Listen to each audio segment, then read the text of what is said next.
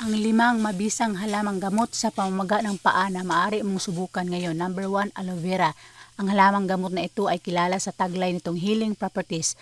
Kaya nitong gamutin ang maliit na sugat sa balat, sunburn, maging ang pamamaga ng mga kasukasuan. Number 2, eucalyptus. Ang dahon nito ay nagtataglay ng sangkap na tannins na katulong na mabawasan ang pamamaga at sakit na dala ng rayuma. Sunod, luya.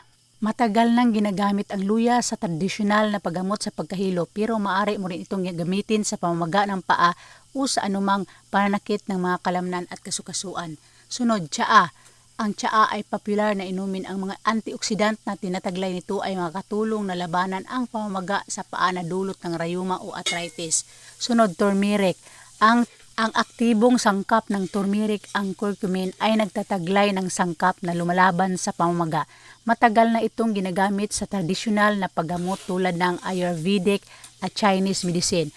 Maaari itong lunas sa pamamaga ng paa. Ang pamamaga ng paa ay kadalasang dulot ng pagkakaroon ng rayuma o arthritis.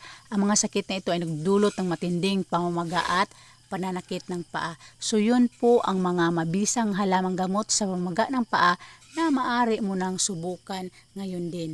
So kung nagustuhan mo ang video na ito, please paki-like, paki-follow at paki-share na rin. Thanks for watching.